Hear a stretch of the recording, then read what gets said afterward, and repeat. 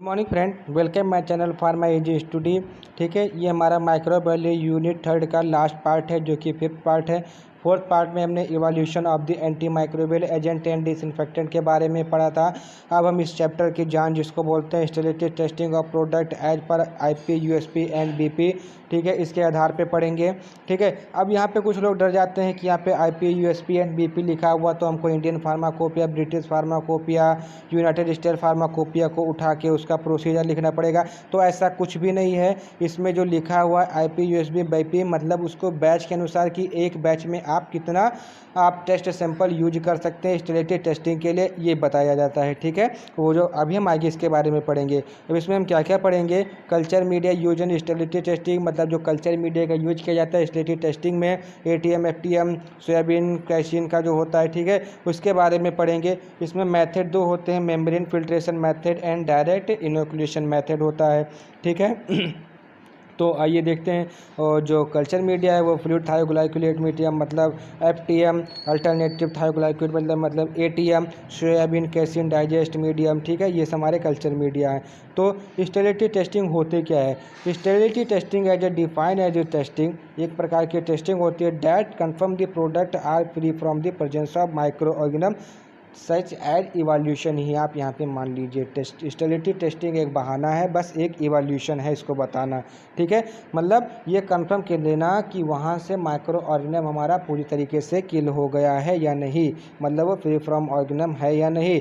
Such testing is very important for medical testing device, pharmaceutical preparation, bonds dressing, needle syringe, surgical instrument, मतलब जितने भी pharmaceutical medical या अब जैसे doctor है, सर्जन है, ठीक है, उन सब चीज़ों में जितने भी प्रकार के डिवाइसेस यूज किए जाते हैं, जितने भी प्रकार के इंस्ट्रूमेंट यूज किए जाते हैं, जितनी प्रकार की मेडिसिन यूज की जाती है, उन सब का स्टेरिलिटी टेस्टिंग करना बहुत ज़्यादा इम्पोर्टेंट होता है। ठीक है, दी sterility testing is based upon the principle that if microorganisms are placed in a medium which provide nutritive material and water and kept in favorable temperature, then the microorganism will grow and there can be increasing by turbidity in the originally clear medium. अब यहाँ पे आपका सब कुछ mix हो गया होगा, मुझे पता है, ठीक है, बट यहाँ पे आप ऐसे समझ लिए कि जो स्टेरिलिटी टेस्टिंग की जाती है वो क्यों की जाती है कि अगर आपके किसी फार्मास्यूटिकल प्रोडक्ट में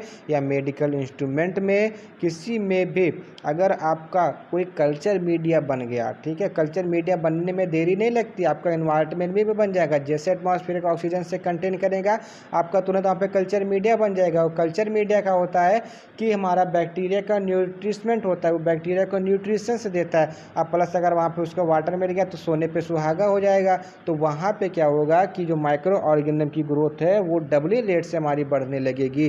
ठीक है, इसीलिए हम स्टेरिलिटी टेस्टिंग करते हैं, क्योंकि अगर हमने किसी भी प्रोडक्ट की, किसी भी मेडिसिन की स्टेरिलिटी टेस्टिंग नहीं की, उसमें माइक्रो ऑर्गेनिज्म प्रेजेंट हुआ तो हम दवा खाएंगे और हम उस वायरस, उस बैक्टीरिया से या उस माइक्रो ऑर्गेनिज्म से हम इन्फेक्टेड हो जाएंगे, जो कि हमारे अंदर डिजीज ऑप्टेन मतलब डिजीज, पैथोलॉजिकल डिजीज को पैदा कर देगा। ठीक है, अब आती बात आईपी यूपी बीएसपी के आधार पे क्या होता है। ठीक है, प्रिपरेशन, इंजेक्टेबल प्रिपरेशन मतलब जो हम इंजेक्शन लगाते हैं, जैसे सेफेक्सिमाइन हो गया, सल्बेक्टम हो गया, एंटीबायोटिक हो गया, ये सब हमारे क्या है कि इंट्रावेनस लगाते हैं, इंट्रावेनस भी लगाते हैं, इंट्रा मसल्स पे भी लगाते हैं, मतलब आईएम आईबी दोनों लगाते हैं। अब इसमें आता है नंबर ऑफ आइटम हिस्सा बैच, मतलब एक बैच में आप कितने आइटम की स्टेरिलिटी टेस्टिंग कर सकते हैं, not more than 100 container.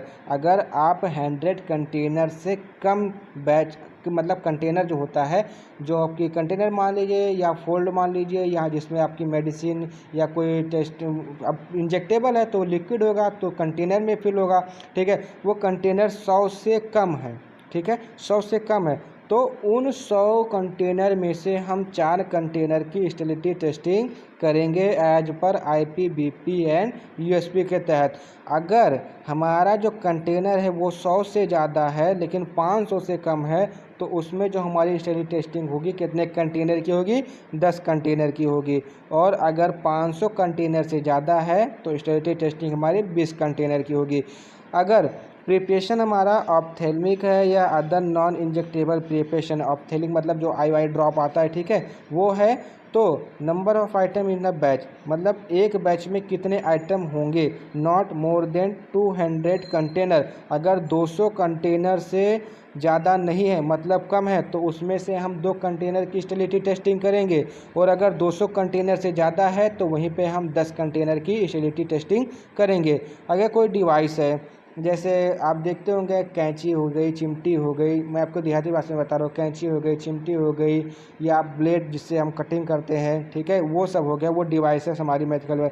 Cut gate and other surgical sutures, ठीक है, अगर वो उसकी 5 पैकेट्स के हिसाब से हम उसकी स्टेबिलिटी टेस्टिंग करेंगे, ठीक है। जैसे ब्लेड है, ब्लेड के हम 100 पैकेट या 200 पैकेट या 300 पैकेट कितनी भी हो, 1000 हो, ठीक है, इससे हमारा मतलब नहीं है, ठीक है, उसकी हम 5 पैकेट की स्टेबिलिटी टेस्टिंग करेंगे।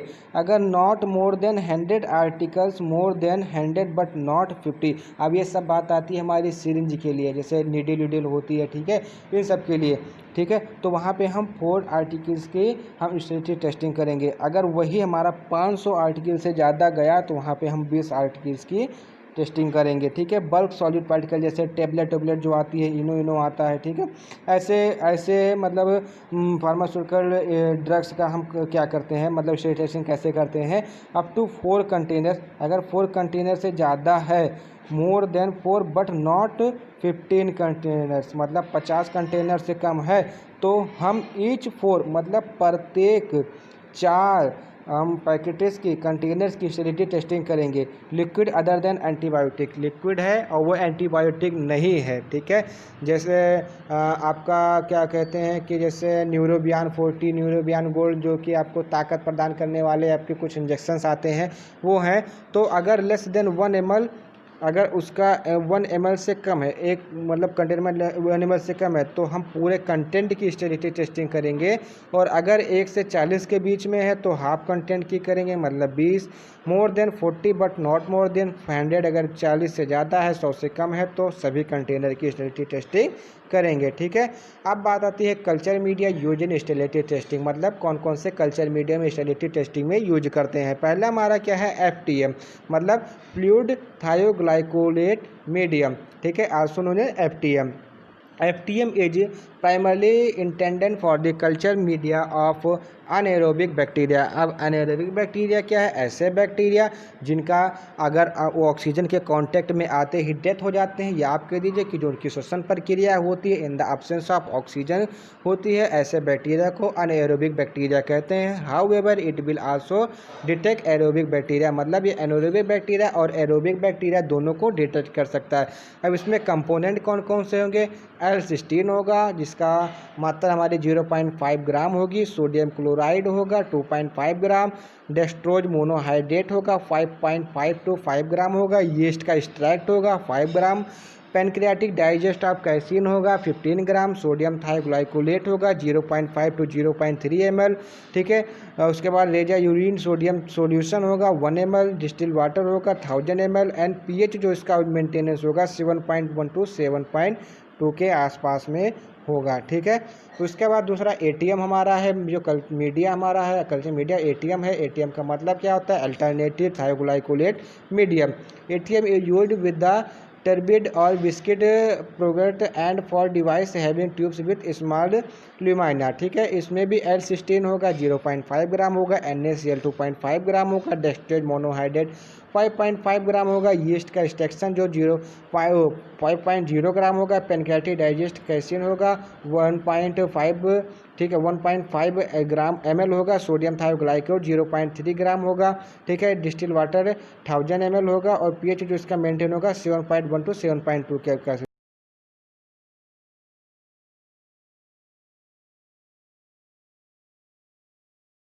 उसके बाद जो हमारा तीसरा कल्चर मीडिया होगा वो होगा सोयाबीन कैसिन डाइजेस्ट मीडियम, ठीक हो, जिसको HDM भी बोलते हैं। ये suitable for culturing of fungi and anaerobic bacteria, मतलब जो फंजाई होते हैं वो जो 5 टाइप के, जैसे जबड़ा, जिसको हम क्लासिफिकेशन में जबड़ा मैंने आपको बताया था, जाइगोमाइसिटीज, एक्टिडियोमाइसिटीज, ऐसे करके जबड़ा, बेसिडियोमाइसिटीज, ठीक है, उनके लिए, और एन एरोबिक बैक्टीरिया के लिए, मतलब जो ऑक्सीजन के संपर्क में आते ही डेथ हो जाते हैं, ऐसे बैक्टीरिया जिनमें श्वसन क्रिया जो होती है in in the absence of oxygen, मतलब ऑक्सीजन के उपस्थिति में होती है, उसको हम बोलते हैं एनएरोबिक बैक्टीरिया। ठीक है, इसमें क्या क्या कंटेन होता है देखिए, मतलब जो इसके इंग्रेडिएंट है NaCl 2.5 ग्राम, मतलब जो NaCl होता है हमारा इलेक्ट्रोलाइट को बैलेंस करने के लिए इसमें रहता है। ठीक है, डेक्सट्रोज मोनोहाइड्रेट होता है 2.5 gram to 2.3 gram, pancreatic digest of casein होता है 17 ग्राम, पेप्टिक जेस्ट डाइजेस्ट मील होता है 3.0 ग्राम, डाई पोटेशियम हाइड्रोजन फॉस्फेट जो कि एक बफर सॉल्यूशन की तरह काम करता है उसको 2.5 ग्राम लेते हैं। डिस्टिल वाटर हमारा 1000 ml और pH जो हमारा होता है उसको 7.3 टू 7.4 के बिटवीन में हम उसको एडजस्ट करते हैं। ठीक है, उसके बाद आता है मेथड ऑफ स्टेरिलिटी टेस्टिंग। ठीक है, तो इसमें हमारे दो मेथड आते हैं, एक मेम्ब्रेन फिल्ट्रेशन मेथड आता है, एक डायरेक्ट इनोकुलेशन मेथड आता है। तो पहला हमारा जो है मेम्ब्रेन फिल्ट्रेशन मेथड है। This method is used to examine oil and ointment that can be put in a solution, मतलब जो ऑयली पदार्थ होते हैं, जो हमारे वैक्सी पदार्थ होते हैं, जो हमारी वैक्सी मेडिसिन ऑयली मेडिसिन होती है जिसको रबिंग करके लगाया जाता है, सच एज आप आर्थो ऑयल ले लीजिए या कोई भी ऐसा ऑयल लीजिए या कोई आप ऑइंटमेंट ले लीजिए जिस पे हम जैसे जलन वलन होती है वहाँ पे हम इस्तेमाल करते हैं। ऐसे मेडिकल्स मेडिसिन्स का हम जो स्टेरिलिटी टेस्टिंग करते हैं उसको मेम्ब्रेन फिल्ट्रेशन मेथड के द्वारा करते हैं। ठीक है, can put in a solution a solid state than is soluble in culture media, एक ऐसा सॉलिड स्टेट जो कि कल्चर मीडिया में इनसोल्यूबल होता है। ए solid powder that is soluble in water, एक सॉलिड पाउडर जो कि सोल्यूबल होता है वाटर में। इन सब जैसे आप जब मेडिकल पे जाते हैं या आप जब डॉक्टर के पास जाते हैं तो आपको मोनोसेप का इंजेक्शन लगाता है, लेकिन मोनोसेप का इंजेक्शन लगाता कैसे है, आप उसमें देखेंगे पाउडर रहता है, पाउडर में वो पानी मतलब जो डिस्टिल वाटर है उसको इंक्यूबेट करता है, उसको उसमें डालता है, फिर उसके बाद सेक करता है, जब अच्छे से मिल जाता है तो उसको दोबारा से सिरिंज में खींच के फिर आपको मतलब आपके इंट्रावेनस जो IM या IV इंट्रामस्कुलर IV है IM है, ठीक है, आपको लगा देता है। तो वही होते हैं मतलब solid powder state is soluble in water और एक्वस मीडिया फॉर पेरेंटल और प्रोडक्ट। ठीक है, तो ऐसे प्रोडक्ट्स का हम जो स्टेरिलिटी टेस्टिंग करते हैं वो मेम्ब्रेन फिल्ट्रेशन मेथड के द्वारा करते हैं। ठीक है, इसमें एपार्टेस क्या क्या यूज होते हैं, एपार्टेस में पहले आपको दिखा देता हूँ, ये है इसका एपार्टेस। ठीक है, ये एक फिल्ट्रेशन मीडियम है। ठीक है, जब आप इसको बुक में देखेंगे तो थोड़ा दूसरी तरीके से बना हुआ है, बट ये मैंने लैब से खींचा है तो इसलिए आपको पूरा दिखाई दे रहा है। ठीक है, अब इसका हम देख लेते हैं क्या होता है। The apparatus consist of a close reservoir and, मतलब इसका जो एक एंड होता है वो एकदम क्लोज होता है and container to collect the filtrate, और नीचे एक कंटेनर लगा होता है जिससे हम फिल्ट्रेट को ऑब्टेन कर लेते हैं। ठीक है, membrane generally suitable for sterility testing has nominal porosity of 0.5 micrometre and 50 mm in diameter, मतलब जो इसकी लेंथ होती है, ठीक है, डायमीटर मतलब इसकी जो मोटाई चौड़ाई होती है वो 50 mm इन डायामीटर की होती है, जो मतलब स्टेरिलिटी मेम्ब्रेन फिल्ट्रेशन का जो होता है। ठीक है, मेम्ब्रेन फिल्ट्रेशन के जो एपार्टेस होते हैं जो इसको मतलब जो उसको फिल्ट्रेट करते हैं, उस मेडिसिन को और फार्मास्यूटिकल ड्रग्स को वो फिल्ट्रेट करते हैं, तो जो उसका डायामीटर में साइज होता है वो 50 mm होता है और जो पोरोसिटी होती है वो 0.45 माइक्रोमीटर होती है। The flow rate is 55 to 75 ml of water per minute at 70 mm mercury pressure, मतलब 70 mm मर्करी प्रेशर पे, क्योंकि प्रेशर को हम मर्करी से नापते हैं। ठीक है, 70 mm मर्करी प्रेशर पे 55 से 75 ml वाटर को 75 से 55 बार वो वाटर को फिल्ट्रेट कर सकता है 1 मिनट में, मतलब 60 सेकेंड में। ठीक है, cellulose nitrates filtrates are use to aqueous oily and weakly alcoholic solution, मतलब जो सेल्यूलोज नाइट्रेट्स फिल्टर्स होता है उसको हम एक्वस ऑयली या एल्कोहलिक सोल्यूशन है उसको हम फिल्ट्रेशन करने के लिए यूज करते हैं। Complete until should be free from micro organism, जब तक वो हमारा माइक्रो मतलब जब से उसमें स्टेरिलाइजेशन की प्रोसेस होने जाती है, फ्री फ्रॉम माइक्रो ऑर्गेनिज्म हो रह जाता है, including membrane and the operation done should be carried out aseptically. अब यहाँ पे इस लाइन का मतलब क्या है कि जब हमारा एपार्टेस है, जब को हम उसको पूरी तरह से स्टेरिलाइज नहीं कर लेंगे, जब तक उसको पूरी तरह से एसेप्टिक नहीं बना लेंगे, तब तक हम उसका यूज नहीं करते हैं। ठीक है, मैं आपको एपार्टेस दिखा दिया हूँ और उसके आगे आप डाइल्यूशन फ्लूइड, अब हम इसका डाइल्यूशन फ्लूइड तैयार कर लेंगे। मतलब कहने का क्या है कि ज़रूरी तो है नहीं कि हमारी जो मेडिसिन है वो हमारी पोलर हो या नॉन पोलर हो, या ऑयल में उसका सोल्यूशन हो, या ऑयली इन नेचर हो या वाटरी इन नेचर, अलग अलग टाइप के हो सकते हैं। मतलब ऑयली भी हो सकती है, वाटर नेचर की भी हो सकती है। तो उसके लिए हम 2 फ्लूइड डाइल्यूशन फ्लूइड तैयार करेंगे। फ्लूइड ए जो होगा उसमें क्या होगा, dissolve 1 gram of peptic digest of animal tissue like as bacteria लोजालिस peptone in 1 liter of the water. Take 100 ml of prepared fluid and sterilize at 121 degree centigrade for 20 minute. मतलब यहाँ पे ऑटोक्लेव का यूज होगा, ठीक है। अब जो फ्लूइड भी है, ठीक है, it is sample are lecithin और ऑयली। मतलब जो सैंपल होता है, अगर सैंपल जो हमारा है, जो हमारी फार्मास्यूटिकल ड्रग है, वो अगर ऑयली है या लेसिथिन है नेचर में, तब हम फ्लूइड ए का यूज करेंगे। लेकिन अगर वो हमारी ऑयली और लेसिथिन के सिवाय अगर वो हमारी वाटरी फेज में है, ठीक है, ऑर्गेनिक फेज में है, देन अदर इसमें क्या करेंगे, फ्लूइड ए सॉल्यूशन में हम 1 ml of polysorbate 80 in fluid A मिला देंगे सॉल्यूशन में, तो हमारा फ्लूइड भी सॉल्यूशन बन जाएगा। और उसका जो पीएच है उसको एडजस्ट कर देंगे 7.1 टू 7.2 के बीच में, एंड देन उसको अगेन स्टेलाइज करेंगे 121 डिग्री सेंटीग्रेड पे, तो आपका ये फ्लूइड भी तैयार हो जाएगा। अब बात आती है फ्लूइड ए का यूज कहाँ होता है। फ्लूइड ए का जो यूज होता है वो हमारे लेसिथिन या ऑयली मेडिकल ड्रग या फार्मास्यूटिकल ड्रग में यूज करते हैं। और जो हमारा फ्लूइड भी है वो ऑयल जो हमारे सब्सटेंस जो हमारी फार्मास्यूटिकल ड्रग होती हैं, जैसे वो वाटरी फेज में होती है या ऑर्गेनिक फेज में होती है, उसके लिए हम फ्लूइड बी का यूज करते हैं, ठीक है। क्वांटिटीज ऑफ द सैंपल, मतलब कितनी क्वांटिटी होनी चाहिए सैंपल की स्टेरिलिटी टेस्टिंग करने के लिए। अगर फॉर इंजेक्टेबल प्रिपरेशन है, मतलब वो आपको जैसे इंजेक्शन जो लगाया जाता है, अगर ऐसा प्रिपरेशन है, अगर वो लिक्विड प्रिपरेशन है, ठीक है। अब लिक्विड है भाई, तो चाहे उसमें सिरप भी आ सकता है, आपको पेरेंटल ड्रग के रूप में आपको इंजेक्शन से भी दिया जा सकता है, या आपके IM मसल्स में भी इंजेक्शन लगाया जा सकता है। तो ऐसे फार्मास्यूटिकल ड्रग के लिए अगर क्वांटिटी उसकी कंटेनर में 1 ml है, ठीक है, जिससे टेटनस का टीका आता है, टिटबैक आता है, उसकी जो क्वांटिटी होती है 1 ml होती है, तो उस केज में क्या होता है कि टोटल कंटेंट की हम स्टेरिलिटी टेस्टिंग करेंगे। और अगर 1 to 4 ml है तो उसके हाफ ऑफ कंटेंट करेंगे। जैसे मार्केट में आता है हमारा कौन सा, आप कोई भी एंटीबायोटिक ले लीजिए, ठीक है।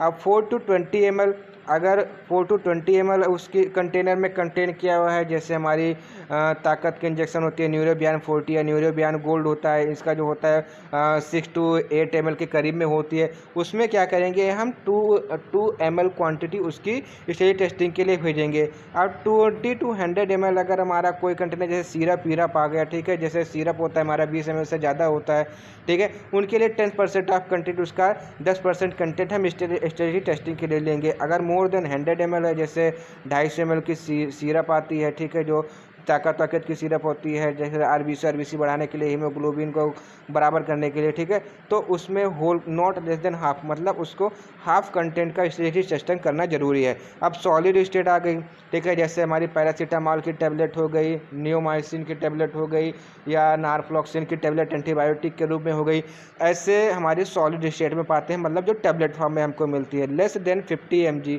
अगर उसका जो मतलब क्वांटिटी है मेन ड्रग की अगर 50 mg से कम है, तो उसके होल कंटेंट की हम स्टेरिलिटी टेस्टिंग करेंगे। अगर उसके कंटेंट 50 to 100 mg है, तो उसके हाफ कंटेंट की स्टेरिलिटी टेस्टिंग करेंगे। अगर 200 से ज़्यादा mg का है, तो उसके 100 mg की हम उसकी स्टेरिलिटी टेस्टिंग करेंगे।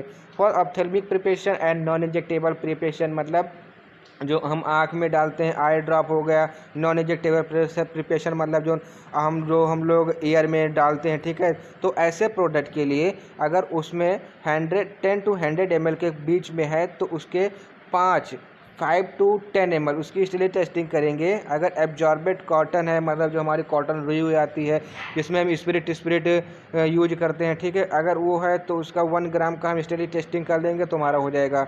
इनसोल्यूबल प्रिपरेशन ऑफ इमल्सिफिकेशन और suspension soluble in water preparation, मतलब जो हमारे इमल्सिफाइंग एजेंट होते हैं वो अगर हम यूज कर रहे हैं तो नॉट लेस देन 1 ग्राम, मतलब उसमें 1 ग्राम से, जैसे साबुन जो आता है वो हमारा इमल्सिफाइड एजेंट ही होता है, ठीक है, तो अगर उसका हम यूज कर रहे हैं किसी फार्मास्यूटिकल इंडस्ट्री में उस ड्रग को बनाने के लिए, तो उसकी जो स्टेरिलिटी टेस्टिंग होगी 1 ग्राम से नीचे की नहीं होगी, ठीक है। मेथड ऑफ द टेस्ट, ठीक है, for aqueous solution aseptically transfer the quantities of the test preparation into media into one membrane. मतलब वहाँ पे हम 2 मीडिया ले लेंगे, उनमें एसेप्टिकली मतलब वहाँ पे फ्री फ्रॉम माइक्रो ऑर्गेनिज्म होना चाहिए, ठीक है। उसकी जो क्वांटिटी है उसको ले लेंगे, उसके बाद उसको टेस्ट प्रिपरेशन में हम पॉर कर देंगे 2 मीडिया को साथ में लेकर के। Collected the filtrate through the vacuum filtration, उसके बाद हम वैक्यूम फिल्ट्रेशन के द्वारा हम वैक्यूम फिल्ट्रेशन मतलब उसमें प्रेशर लगाएंगे, ठीक है। मतलब जो मैंने बताया था ना कि 70 से 75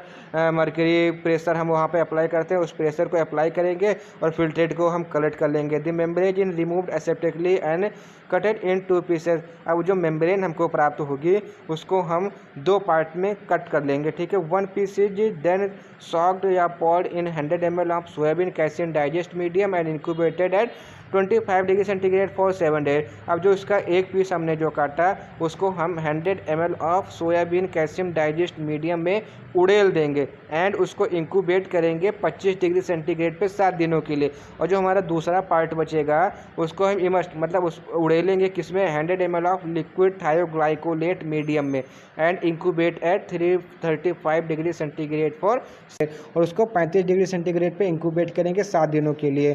फॉर वाटर इमिसिबल लिक्विड, अगर हमारा वाटर इमिसिबल लिक्विड है तो this test is based on the filtration method in which sufficient amount of dilution sample a is mixed and then filter, ठीक है। For oils and oil solution, अगर oil है या कोई ऑयल सोल्यूशन है तो low viscosity of oil and their solution are filtrate through drug membrane without dilution, मतलब इसमें डाइल्यूशन करने की ज़रूरत नहीं पड़ती है।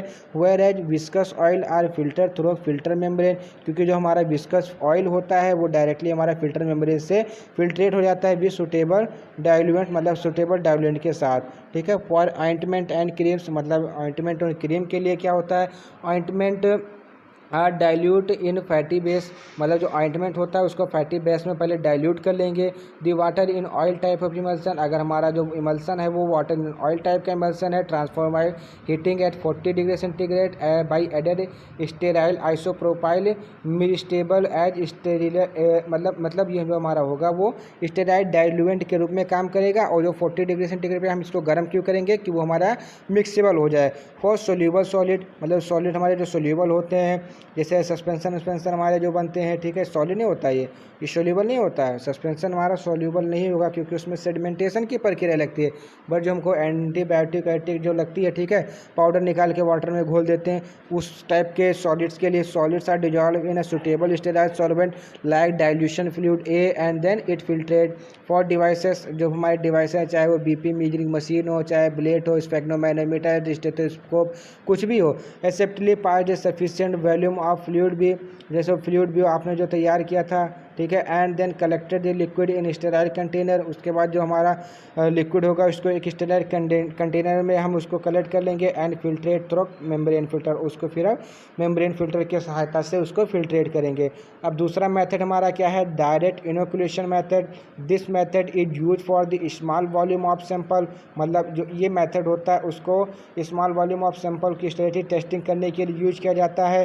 The volume of product is not more than 10%, मतलब जो प्रोडक्ट की वॉल्यूम होगा वो 10% से ज़्यादा नहीं होना चाहिए of the volume of the medium. It is suitable method for aqueous solution oily liquid ointment and cream, मतलब जो ये मेथड होता है वो एक्वस सोल्यूशन के लिए, ऑइंटमेंट के लिए, ऑयली लिक्विड के लिए एंड क्रीम के लिए सुटेबल होता है। इसका जनरल प्रोसीजर क्या है, the method involves aseptically open each sample container from a sterile batch product, बात वही पड़ रही है।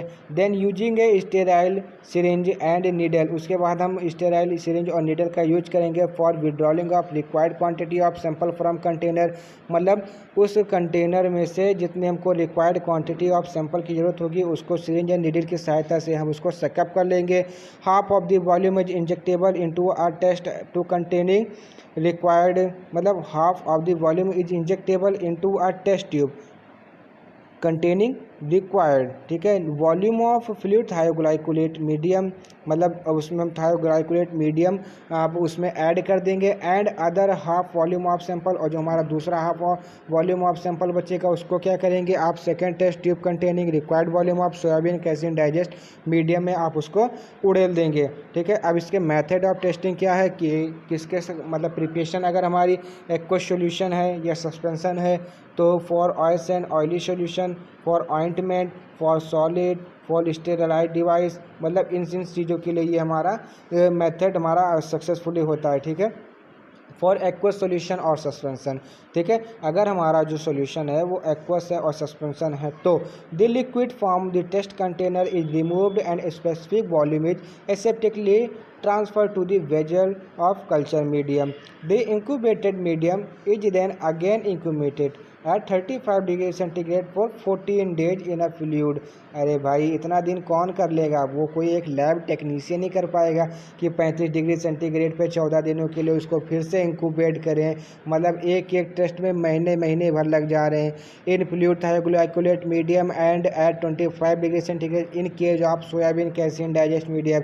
लो भाई अगर हमारा उसमें सोयाबीन कैजिन था डाइजेस्ट मीडियम है तो उसको हम फिर से 25 डिग्री सेंटीग्रेड पे फिर से उसको हम इंक्यूबेट करेंगे, ठीक है। For fat oils and oily solution, for oils and oil solution the media is added with 0.1% weight by volume of polyethoxy ethanol और 1% ऑफ पॉलीसॉर्बेट 80 और अदर इमल्सिफाइंग एजेंट का यूज करेंगे in suitable concentration and the sterility test is perform. For ointment के लिए the ointment are folded with dilution B solution. For solid required quantity of product transfer to the sterile medium, ठीक है। उसके बाद for sterile devices the device immersed in 1000 ml of culture media. If not immersed properly, then add 20 unit of lumen fluid with fluid thioglycolate medium and soybean casein digest medium separately and recovered 50 ml of each medium and incubated at 100 ml of each medium, ठीक है। अब ये आपकी sterility testing हो गई। अब बात आती है कि आपने जो इतना ताम झाम किया उसका रिजल्ट क्या होना चाहिए, ठीक है। The result will be come after incubation and during, मतलब जो हमारा रिजल्ट होगा वो कहीं हमारा 18-20 दिन बाद या सीधा बोल दे कि 30 दिन के बाद ही हमारा रिजल्ट आएगा। तो उसको ऑब्जर्व कैसे करेंगे। If growth is not observe, अगर उसमें माइक्रो ऑर्गेनिज्म की कोई ग्रोथ नहीं हुई तो स्टेरिलिटी टेस्टिंग हमारी स्टेरिलिटी टेस्टिंग पास हो गई होए, ठीक है। This sterility is pass, preparation of steroid no growth, मतलब sterility testing is pass. If growth is object, अगर भाई साहब उसमें ग्रोथ हुई, माइक्रो ऑर्गेनिज्म में ग्रोथ हुई तो क्या चांटा पड़ेगा टीचर से भाई, ठीक है। Container under goes reverse testing, उसके बाद हम उसको फिर से टेस्टिंग करेंगे। बोलते नहीं है कि आपने कुछ गड़बड़ किया है तो आप उसको दोबारा करेंगे, तो वही बोल रहे हैं कि आप वही प्रोसीजर फिर से करेंगे, 28 दिन फिर से वेट करेंगे। अगेन इफ़ ग्रोथ इज, अगर उसके बाद भी सोने पे सुहागा आ जाए भाई कि आपकी फिर से टेस्टिंग आपकी गलत हो जाए और माइक्रो ऑर्गेनिज्म उसमें ग्रोथ कर जाए तो क्या होगा, microorganism are isolated and अब फिर उस माइक्रो ऑर्गेनिज्म को आइसोलेट कर लेंगे, उसकी टेस्टिंग कर लेंगे, उसका नेचर पता कर लेंगे और फिर उसका रीजन को पता करेंगे कि हमारे स्टेरिलिटी टेस्टिंग में ये माइक्रो ऑर्गेनिज्म जन्म क्यों ले रहा है, ठीक है। तो इन दो मेथड से करेंगे। If they are not readily distinguishable from those growing in container revered in first step, ये तो हमारा फेल हो जाएगा, मतलब अगर फिर से उसमें माइक्रो ऑर्गेनिज्म की ग्रोथ हुई तो हमारा फेल हो जाएगा। If they are readily distinguishable from those growing in containers revered in the first test, then उसको फिर हम रीटेस्ट करेंगे। Second retest is performing using twice the number of sample. If growth is object preparation fail the test. सीधी बात है भाई, अगर teacher को हमको फेल करना है तो कुछ ना तो कुछ गलती निकाल के हमारी को फेल कर देगा, उसी तरीके से ये भी है। इसको फेल होना है भाई तो फेल होना है, अगर एक बार फेल हुआ तो दोबारा फेल होना तय है, क्योंकि जो टेक्नीशियन होते हैं वो वेल ट्रेंड होते हैं। हम लोगों को जैसे नहीं होते हैं कि जैसे पाए तैसे टाइट्रेशन कर दिए, जैसे पाए तैसे लिमिट टेस्ट कर दिए, जैसे पाए जैसे उससे बायोकेमिकल टेस्ट कर दिया, ऐसा नहीं होता है। ये वेल ट्रेंड टेक्नीशियन होते हैं, ठीक है। अगर आपको वीडियो हमारी अच्छी लगी हो, हाँ बीच में मैंने कुछ ऐसे वर्डिंग का यूज किया जिससे आपको थोड़ा रोमांच लगे, अगर उसको आपको बुरा लगा हो तो मैं सॉरी बोलता हूँ। अगर वीडियो आपको अच्छा लगा हो तो उसी तरीके से जिस तरह से मैंने आपसे सॉरी बोला है उसी तरह से वीडियो को शेयर भी कर दीजिएगा और चैनल को सब्सक्राइब भी कर दीजिएगा, लाइक भी कर दीजिएगा और मन करे तो कमेंट भी कर दीजिएगा। इसमें कौन सी बड़ी बात आती है, थोड़ा सा टाइपिंग से करना होता है, हम अपना बोलते हैं तो आपको एक कमेंट करने का तो अधिकार है ही है ना, तो अपने अधिकार